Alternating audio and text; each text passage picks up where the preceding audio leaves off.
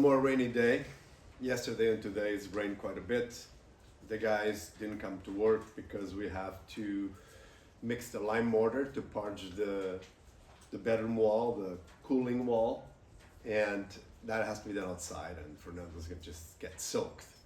So in the meantime, I'm working on the mechanicals here. There's a lot of work to be done in here, so I can push ahead on that a little bit. And so I would like to take the opportunity to speak a little bit about the mechanical system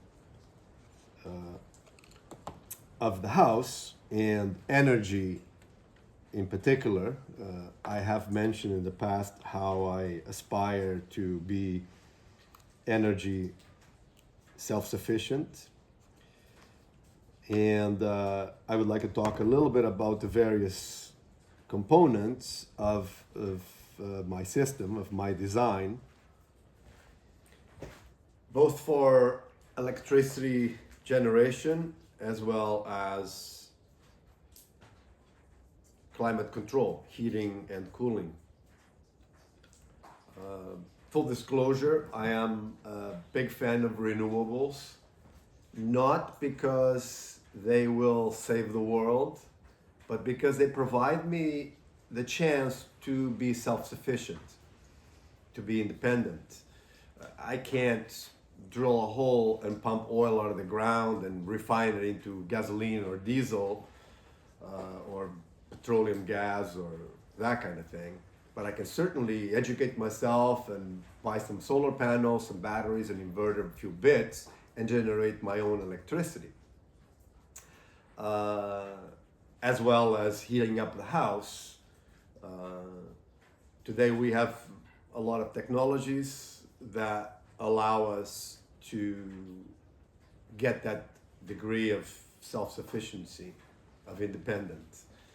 Fossil fuels create a dependency. I'm always going to be dependent on the producers, the refiners, the supply system. And renewables really do provide me that ability to be, in fact, responsible for my own production, for the production of the energy that I need, that I'm going to use.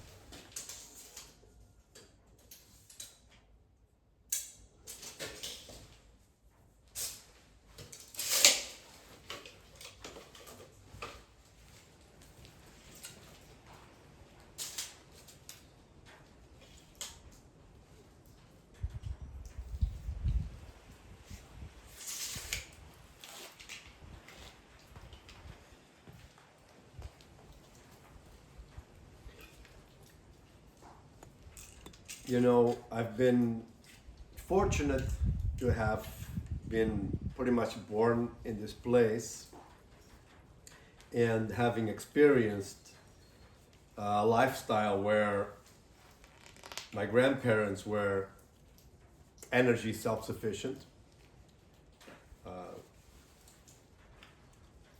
My grandfather rode a bicycle to work.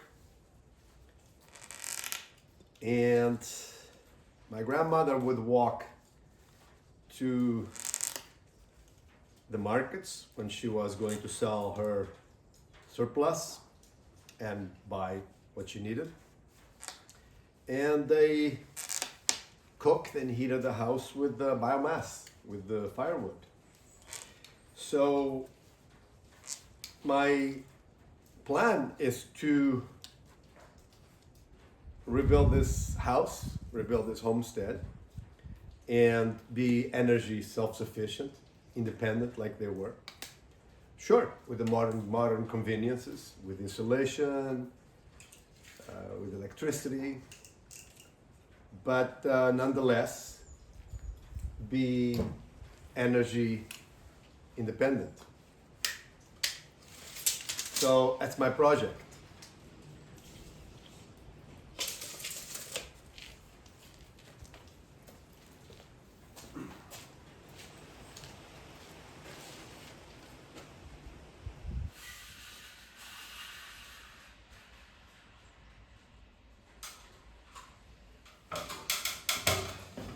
And so, having said that, let's talk mainly today about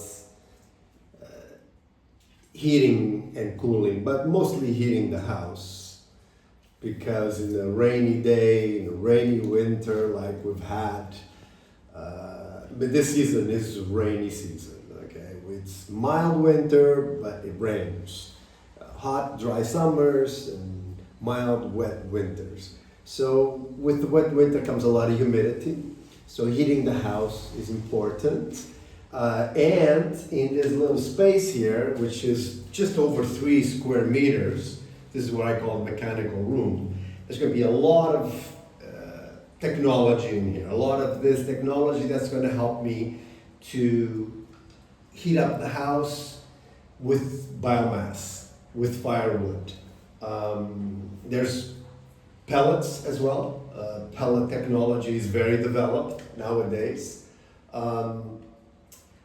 There's many benefits to pellets. I am not a fan of pellets because, again, dependency. I have to buy the pellets, and it's actually a little bit more than just putting pellets in the machine and programming when you want it to run on and off, because the pellets can be made with different woods, different percentages of moisture, so the machine needs to be fine-tuned, and every time you change to a new supply of pellets, you have to adjust the machine again, adjust the furnace, the boiler, or whatever equipment. So there is dependencies when it comes to pellets. Firewood is firewood. It's always been firewood, and it's always going to be firewood. I go to the woodlot, down a couple of trees, cut them, split them, let them dry. It's pretty easy. The dependencies are, for me, not ideal. I remember a few years back during the lockdowns when I visited, and here nobody could buy pellets because the pellets were sold out. Some foreign buyer from Europe somewhere came down with tractor trailers and bought everything that was available from the manufacturers. And so, they paid more, so the local people here couldn't buy the pellets. There was no pellets to be bought. Sure, they never froze because it doesn't really get, into the freezing temperatures here, but again, right, dependencies. So I'm going to show my system, how I design the system for using only firewood. And in here is where essentially the energy is stored, the heat is stored. And from here it's distributed to the various places throughout the house where it's going to be utilized. But let's take a look at my drawings, a simple drawing.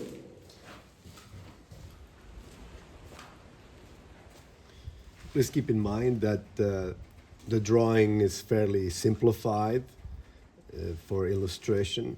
There's more components that are not shown in the circuits because they just would make things a little bit busier. But essentially what we have here is we have the generating storage side, and then the use side.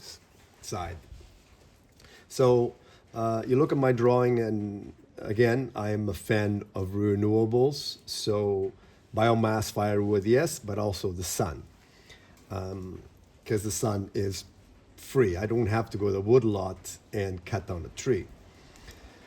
So what you see here are three sources of heat. One is the sun. I'll talk about the system in a bit. Two is firewood. When I cook and when I relax afterwards in the evening. So those three sources of heat sometimes could work simultaneously or one at a time. But they all heat up water. The water is then moved to the storage tank. You've seen it out there or in there in the mechanical room. Some people thought it was some kind of a heat pump to heat up water. No, it's just a tank to store hot water. It stores about 100 gallons, 450 liters. And it has two separate coils. So quickly, how this works is, imagine there's a sunny day. There's two solar collectors, one facing east and one facing south. Because mostly is when I'm interested to collect from the sun, is mostly in the off season, not so much in the summer per se. So when the sun shines, the panels heat up water. They are not photovoltaic. They don't heat up. They don't generate electricity. They just heat up water.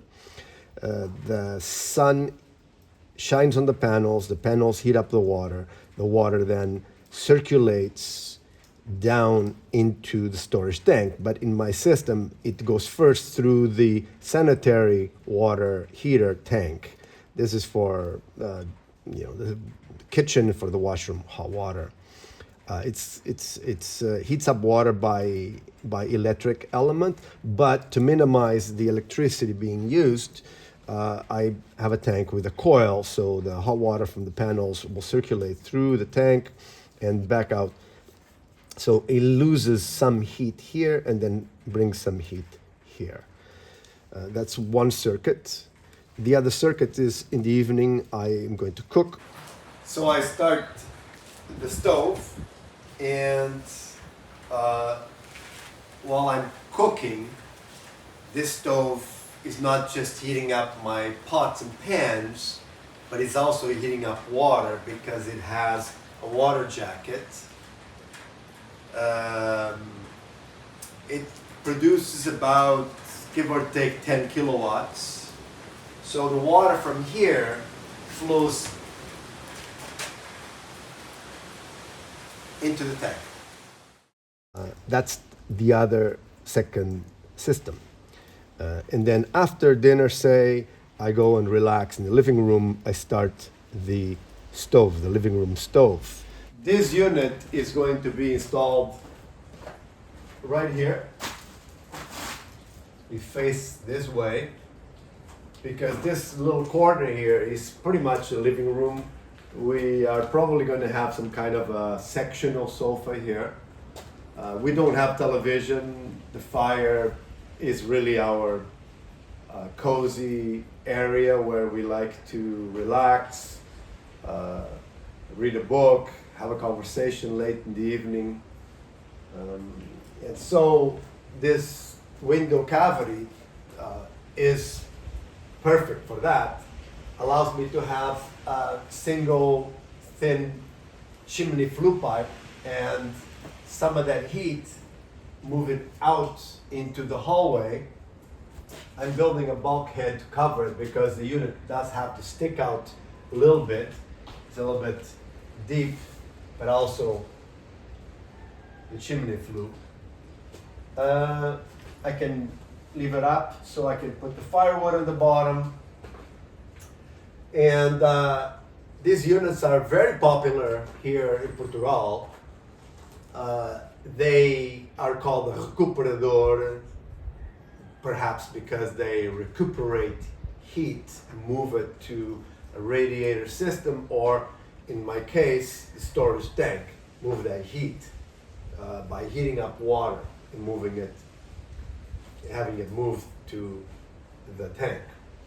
This would probably be considered the boiler in the system because it's more powerful, it's very efficient. I'm looking at the unit that's in the 80% efficiency range, and it's about 15 or so kilowatts. So it can heat up by itself, it can heat up the whole house. And it's essentially the bigger of the three heat generators. And again, same deal. The hot water circulates into the tank, heats up the volume of the tank. In fact, that one is in the volume of the water. The water in there is the same water that's in here. And then from here, the water will then flow through the various circuits or zones to heat up the house, whether it's a washroom, subfloor, radiant, towel, dryer, warmer, or radiator upstairs, or a couple of other circuits. So the main thing here is really to store as much hot water as possible. Often systems like this in this region traditionally would just be connected to radiators throughout the house. So the radiators only get any heat when the stove is running. In this case, after the fire goes out, let's say we go to bed, this fire eventually dies off, but there's 450 liters of hot water stored in this tank. And that hot water can then circulate through the various systems or circuits of the house, depending on when we want that. It could be a programmable thermostat that makes the washroom warm up in the morning, or various zones at different times. And so it's not necessarily dependent on a heat source generating heat in order for the house to be warmed up. And so this is how I plan to keep the house warm.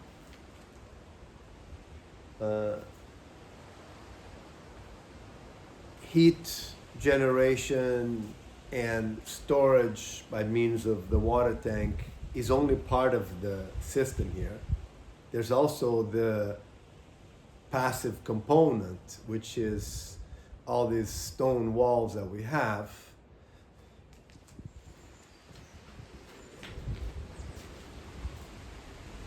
That are going to be left bare. There's many cubic meters of granite inside of this house. The center wall, that on the upper building on the east wing, even the new wall on the inside. We have to think of them as a thermal battery. They will absorb heat when heat's being generated here, when we're cooking, relaxing by the fire. They will absorb that radiant heat, and they'll release it when the temperature is going down in the house. They'll act as a type of damper. This is ancient. I remember my grandfather would heat up a brick, wrap it in some towels, and put it in bed to heat up the feet of the bed before going to sleep. And so this is how I plan to keep the house warmed up.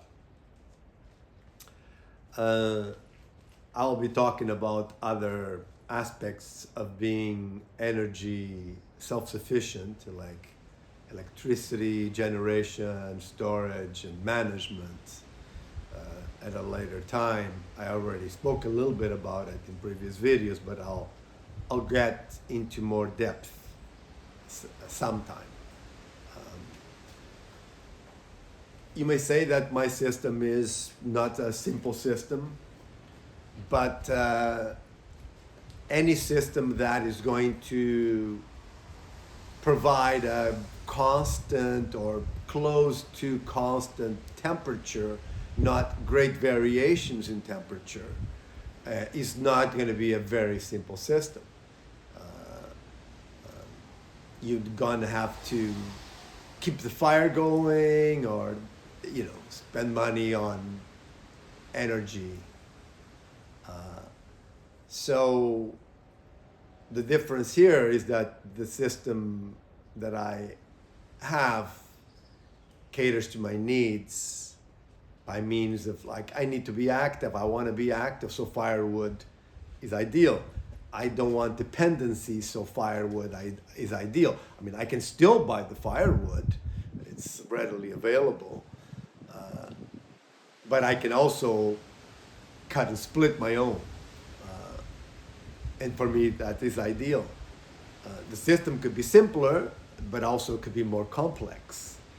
The technology is pretty mainstream. It's been out there for a long time.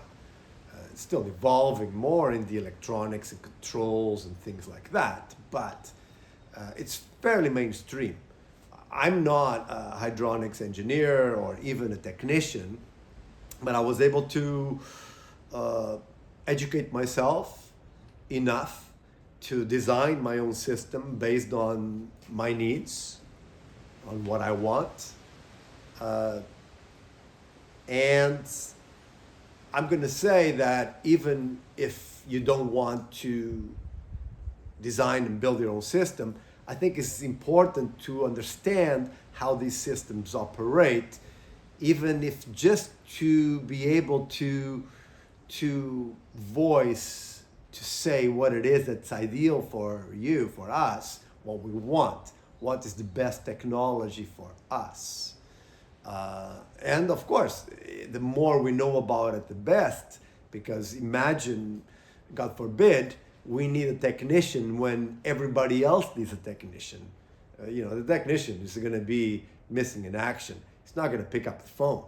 So understanding the technology that we bring to our life, that we rely on, that we perhaps even depend on, I think is important.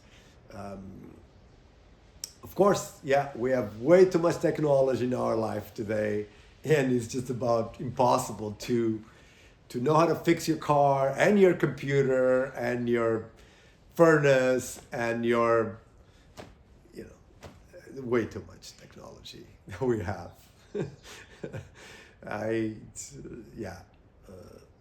I'm one for shrinking the technosphere.